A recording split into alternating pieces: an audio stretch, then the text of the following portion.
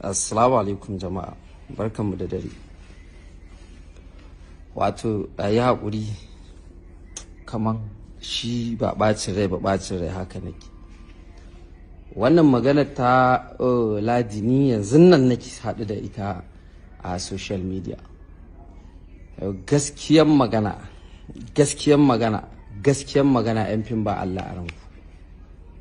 Babu kwata-kwata waɗanda suka yi magana suka yi against maganan matan nan da ta yi, wallahi ba Allah a ranku. Babu yanzu kamar waɗanda na ga maganganun su biyu, Alinu da Falalu Dorayi, dan Allah dan Annabi ku ne za ku ce ba ku san anewa mutanen nan anewa dattijan nan wannan abun ba, su tashi aiki a ɗau 2000 1000 ko a ce musu za a kira su? Habba ittaqillah, mu ji tsoron Allah man. Kun san ana yi, matan nan ku kirga, yanzu barin fara daga kan Falalu Dorayi. Matan nan a kirga fim nawa ta yi a industry? Falalu, matan nan ta yi fim ya fi nawa? Fim nawa ne ka sa ta har za ka yi against maganar ta dan ta ce 2000 1000 ake bata? Ai a ta yi fim ya kai amma 20, to ya kamata a ce sai fim 18 an biya ta wannan kuɗin, shine in ta yi magana ba ta daidai ba. Amma fim ɗin in ta yi 20, Falalu fim nawa aka sata? Darakta, mi magana gaskiya mana. Mu da ku mun san akwai yaran nan, za ka zo ka sa mutum a sai producer ya kuma dinka cutar mutane, ba ma ƙoƙari mu biya su da kanmu. Mun san da wannan. Ko kuma a shi Alinu fim nawa ya sata, nawa ne ya bata 40,000? Mun sani ba ƙarya bane ba. Recently an yi wannan, na kira mutane su shooting, yaran tsofaffi ne na kira su suka zo suka shooting. Ina tambaya nawa ake biyan su, aka ce 2000. Na kira wata ta yi shooting ta gama, an ɗau kuɗi za a bata, ana bata kuɗin na kamar ta sujjada, na ce nawa ake biyan su? Da bakin ta ce gashi kuma na bincika na ga hakan ne. Haba, mun san wannan maganan man, ku bar tsohuwa ta zauna lafiya. Wannan da gaske ne, ba ita kadai bace ba kuma ma tsofaffi kawai ake ba. Duk wanda za a sa a fim in dai zai fito a sin 1 2 ne 3, sai dai a bashi irin wa'annan kuɗin 2000 3000. Ba shi isa harkar take ta yin ƙasa ba. Kawai in muna da niyyar ku gyara, ku fito ku gyara. In kun kawo actor ku biya shi da kanku, in kuna da nan kyakkyawan niyya. Amma mu yi magana gaskiya, ni na san fina-finan da ba ma biyan mutum ake in yayi ba, shi yake biya, kuma kun san da wannan. To me abin wata magana anan? Yanzu wannan tsohuwar da aka sa ta gaba ake ta wannan maganar, so kuke hankalinta ya tashi, wani abu ya zo ya same ta na ciwo daban? Na rantse da Allah da ya halicce ni na rantse, in kuma wani ya isa shi ya fito ya rantse ya ce ba haka ake wannan zaluncin ba. Wallahi tallahi haka ake. 2000, wani ma tura shi za a yi a ce za a yi man waya. Wasu kuma sai an biya, sai sun biya kuɗi ko sun ba da wani abu makamancin kuɗi. Ba abin da muke fesin ba kenan a industry? Ko ki ba da kuɗi ko kuma ki ba da kanki, ba shine abubuwan da ake fama da su ba? Haba, me wannan ma magana ta faɗa ana bata 2000, wannan ai kowa ya sani, sai dai wanda yake kin Allah. A'a, wasu ne ake wakiltawa su zo a producers su yi haka, na yadda. Ko wasu ne suke cin kuɗin wasu, na yadda. Ku ce ba ku bane. Amma magana in dai wannan maganan matan ne 2000 aka bata ko 5000 ake ba, wannan magana to nawa ne in ka ba su 5000 10,000, ka ba su mugun kuɗi fa ma kenan a industry. Ba dai kawai ibtila'i bane, Allah ya sa ma san harkar kawai ka yi haka. Wasu suke aikin fa. Da Allah mu yi abin da ya kamata, ku kyale tsohuwar nan ta zauna lafiya. Maganar nan gaske ne, haka take. Abin da ya kamata ku yi kokari ku gyara, ku miƙa saƙon da za ku ba mutum tsakaninku da shi, kuma kuma ku yi da gaske. Ko da in kun ga ba ku da kuɗi, kada a ɗauko fim a bari sai ana da kuɗi a ɗauko shi. Amma na rantse da Allah ana biyan su haka. Kuma wani a cikin ku da kuka shiga kuka yi magana, ku kuma ɗaya ya fito ya ce ya rantse da Allah ba a biyan sa haka. muna magana da su duk da ku ga ba ma cikin yan fim ko ba ma cikin fim ko da yaushe, amma matsalolin da yawansu muna ji. Kana zaune in ka kalli wani actor ma ya kirgawa matsalolin sai ka rasa to wannan duk lokacin da yake aikin me yake faruwa. Muna sani dukka wayanda suke kiran kansu manya a masana'antar nan ba lissafin yadda 'yan masana'antar za su ci gaba gare su ba, lissafi ne na suya za a yi stadium din su ya karu. In director ne tunani yake me zai kawo, in producer ne tunani yake me zai kawo ya siyar, in actor ne tunani yake ya zai yi gaba, in mawaki ne tunani yake me zai yi sabo.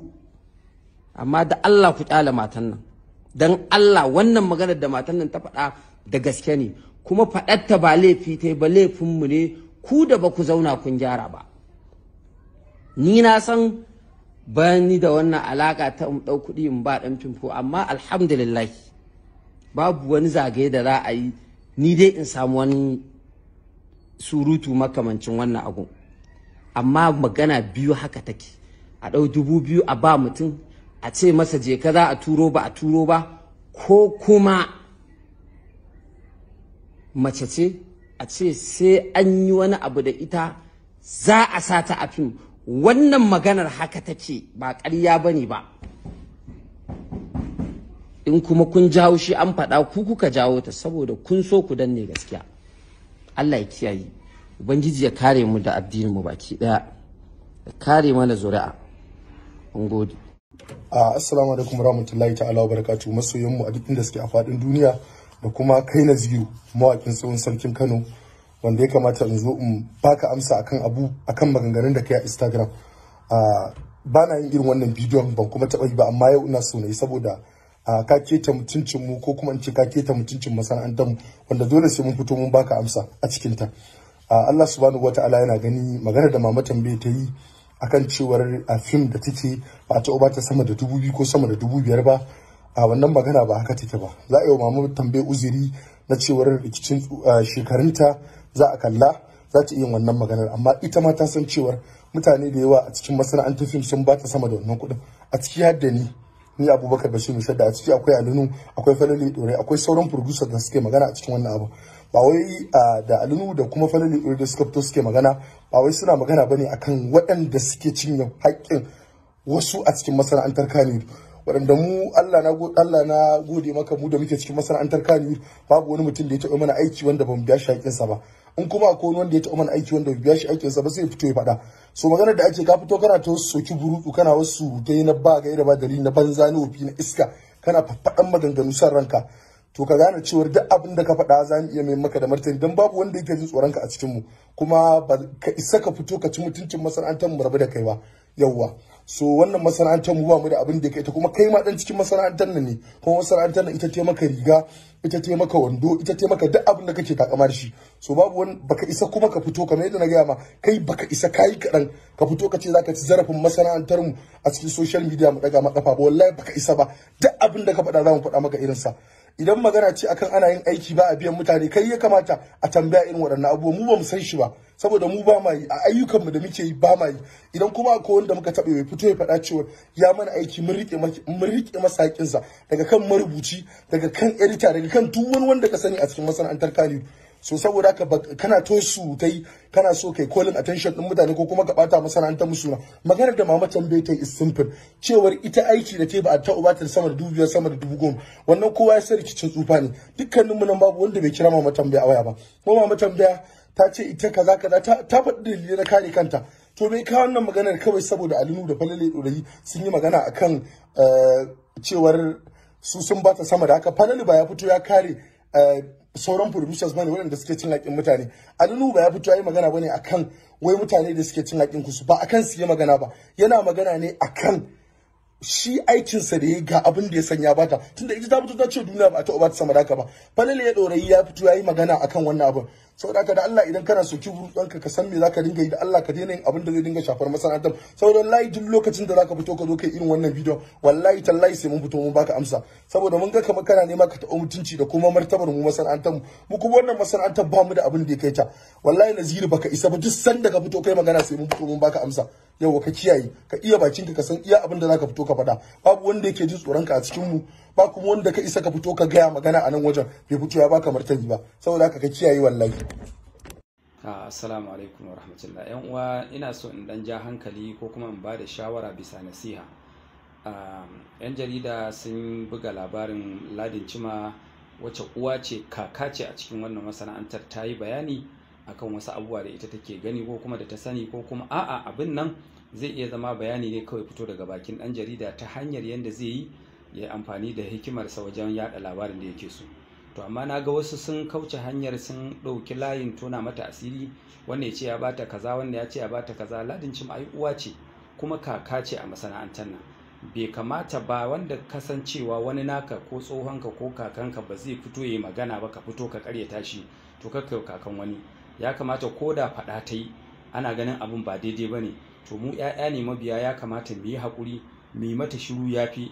Ban ga dalilin da mutane za su fara hawa platform ɗinsu suna cewa na bata 1000 kaza, na bata 1000 kaza ba. Ai ko nawa ka ba Ladin Cima ba ka biya.